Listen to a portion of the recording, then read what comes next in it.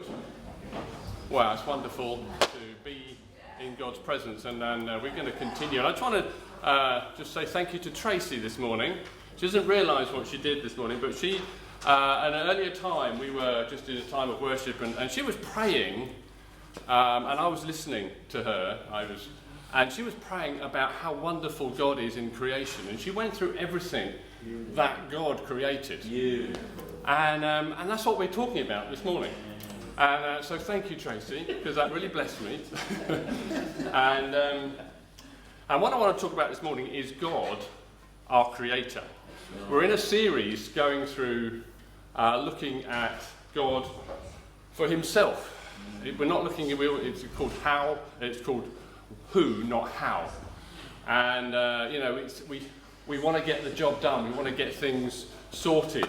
We want to do so much, and yet the only way we can truly do that is if we understand who is our God and to look at Him. Because when we get a good understanding of Him, when we, as we were talking about earlier on, just if we are at His feet and in His presence and just knowing Him, everything else falls into place. Everything else falls into place after that. Because if we don't get that right, we will be doing stuff in our own strength, we'll be doing it in the wrong motive, we're doing all sorts of things. And we might be really busy and really, active. And yet, if we haven't got God and His view, we're viewing Him right, and we're experiencing Him right, and we're knowing Him right, it just won't work. It just won't be where we need to be. And so this is such an important series. The verse I'm going to start with is from Psalm 50 and verse 10. It says this: "For every beast of the forest is mine, the cattle on 1,000 hills. I know all the birds of the hills, and all that moves in the field is mine." God owns everything. This is God's world.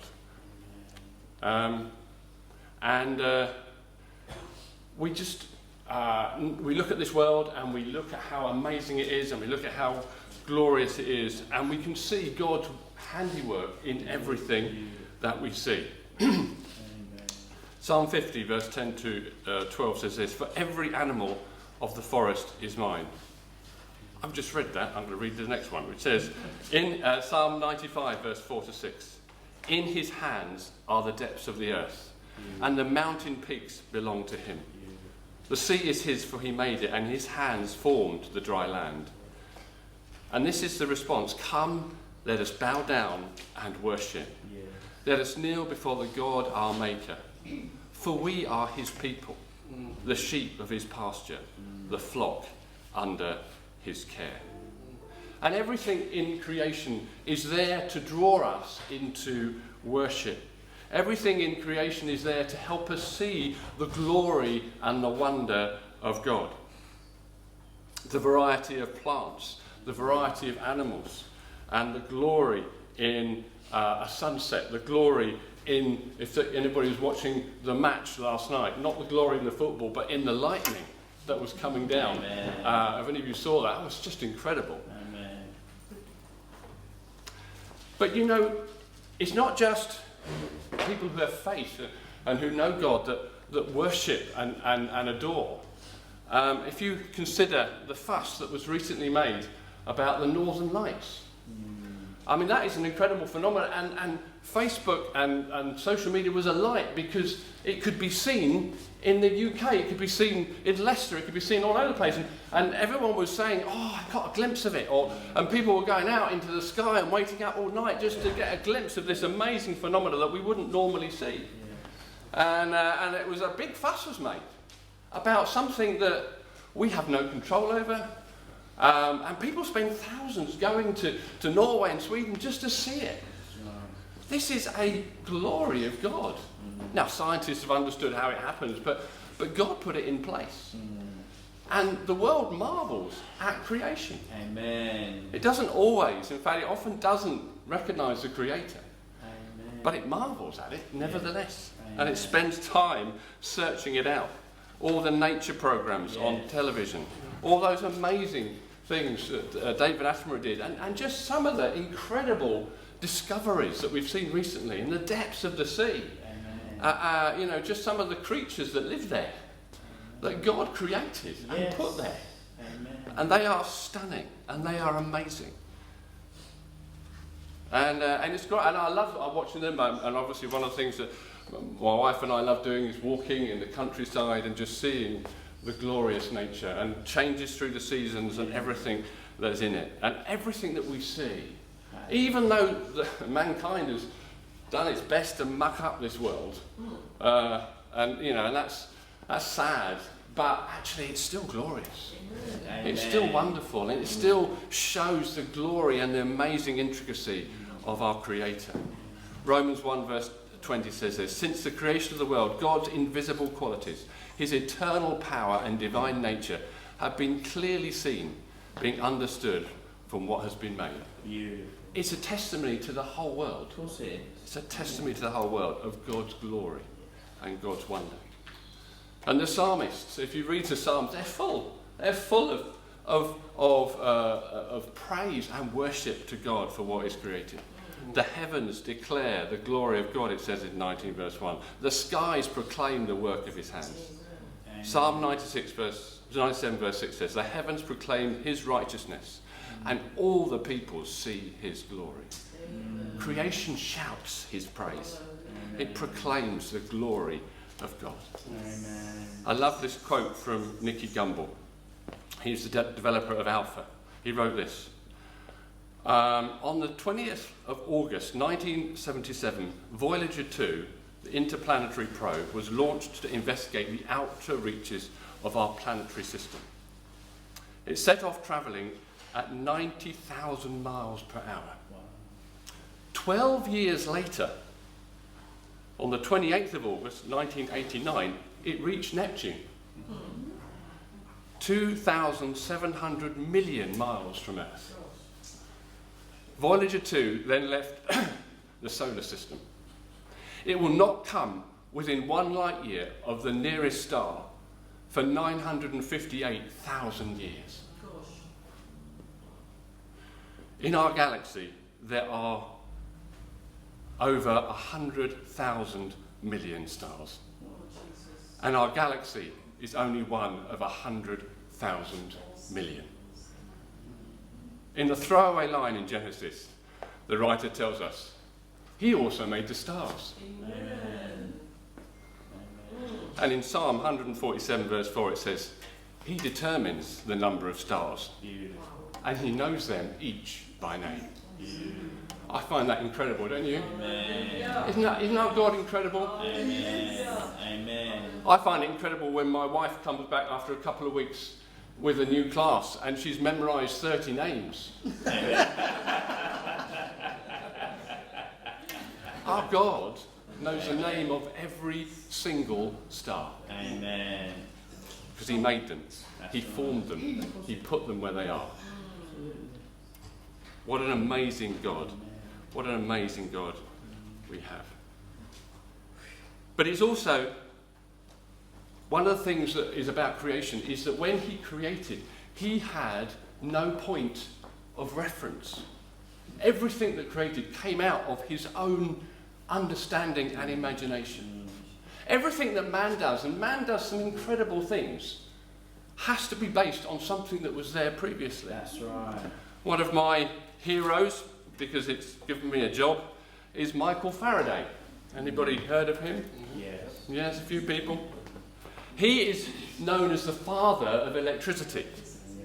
Amen. He understood how to harness electricity, how to create it, how to make it, and everything that we see and hear today, the lights, the computers, buses, obviously the stuff I do, which is to do with the underground, it's all based on electricity. Everything that he did just over 200 years ago has so impacted our modern world. But he's called the father of electricity, which of course isn't true. He didn't father electricity. Electricity was there when God made it up. It's seen in lightning strikes. It's seen in nature. It's seen in fish. Amen. It's seen in everything that Jesus made. And he enabled people like Faraday to discover it. Amen. He didn't make it. They Exactly. discovered something that God had put in there from the Amen. beginning of time. Amen. God is incredible. He formed everything. And everything that man does is based on his creation. Absolutely. But God made it up. That's He right. made it up. He formed everything That's right. because he was able to imagine something that we can't imagine. That's right. Just an aside, the Bible talks about that he's going to make a new heaven and a new earth. And I was thinking about this, thinking, you know, we have a picture of heaven based on what we understand heaven to be like. And we understand it based on what we understand. We think of heaven as a lovely place. It may be a place that, you know, I've heard it described as fields where you can walk and everything's beautiful. And all sorts of descriptions come in based on what we know. That's right. God is going to make something new. Something that he will imagine. Something that we've never conceived. It's going to be incredible.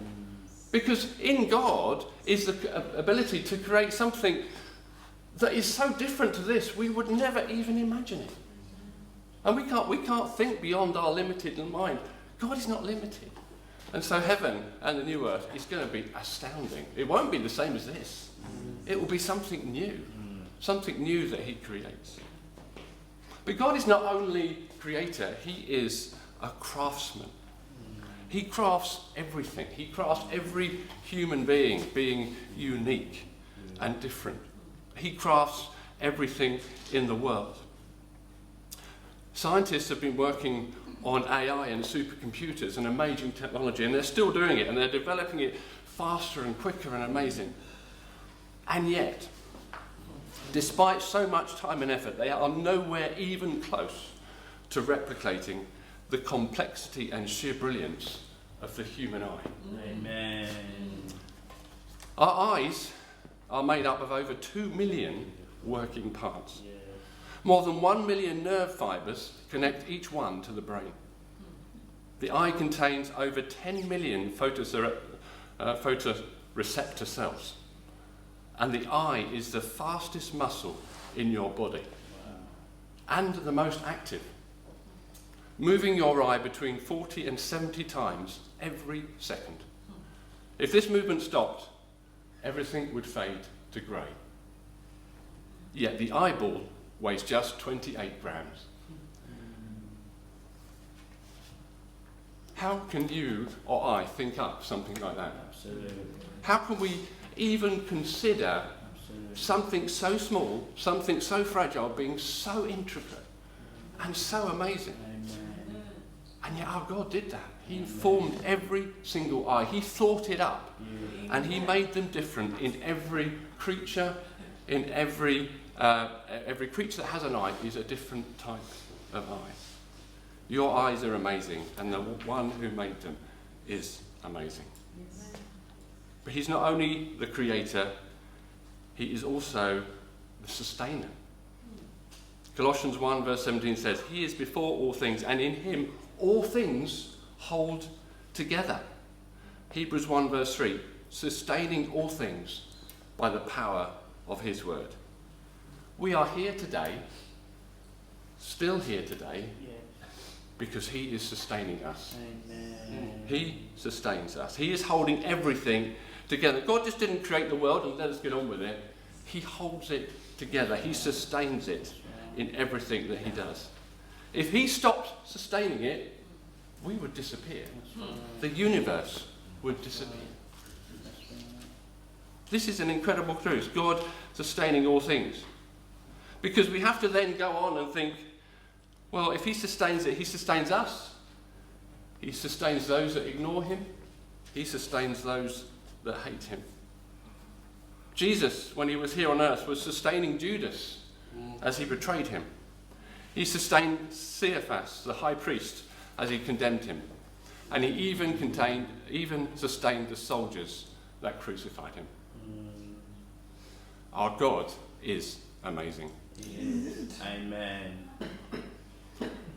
And this is why we come and worship him. That's right. He is worthy of all our praise and all our worship. Just want to read out. Yeah, I'm just going to read out a few verses from Job.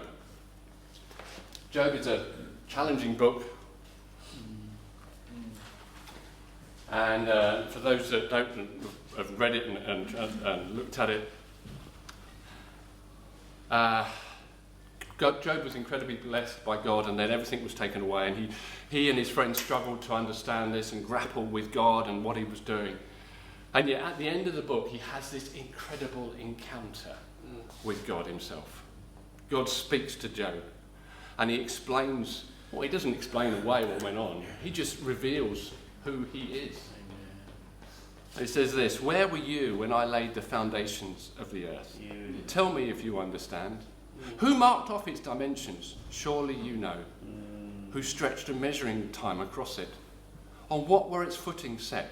Or who laid its cornerstone while the morning stars sang together and all the angels shouted for joy? Who shut up the sea behind doors when it burst forth from the womb? When I made the clouds its garment and wrapped it in thick darkness? When I fixed limits for it and set its doors and bars in place? When I said, this far you can come and no farther? Here is where your proud waves hold. And where is the way to the abode of light? And where does darkness reside? Can you take them to their places? Do you know the path of their dwelling? Surely you know, for you were already born. You have lived so many years. Does the rain have a father? Who fathers the drops of dew? From whose womb come the ice? Who gives birth to the frost from the heavens? When the waters become hard as stone, when the surface of the deep is frozen. Can you raise your voice in the clouds and cover yourself with a flood of water? Do you send the lightning bolts on their way? Do they report to you, here we are? Does the hawk take flight by your wisdom and spread its wings towards the south? Does the eagle soar at your command and build its nest on high? Do you have an arm like God's? And can your voice thunder like his? Then adorn yourself with glory and splendour, and clothe yourself in honour and majesty. Unleash the fury of your wrath. Look at those who are proud and bring them low. Who then is able to stand against me? Who has a claim against me that I must pay? Everything under heaven belongs to me." Job had an incredible encounter, and he confessed at the end of it that my ears had heard of you, but now my eyes have seen you. And that is my prayer. It's my prayer daily, that I may have a glimpse of this amazing God. Amen. That I may have time in his presence just to honour and to experience him. Yeah, he loves me. That is amazing. Amen. But I also want to know him in his glory and his majesty. Because when we know that, we know that he's more powerful than anything we face. We know that he's more greater than anything that comes against us. Amen. Because we see him as he truly is. Yes. And we can come and worship. Just want to finish, just gone over a bit, just want to finish by listening, if we can, to a worship song which I love. I've been listening to it quite a lot. It's called Indescribable by Chris Tomlin. And as we do that, just come and in your own heart, just worship before God.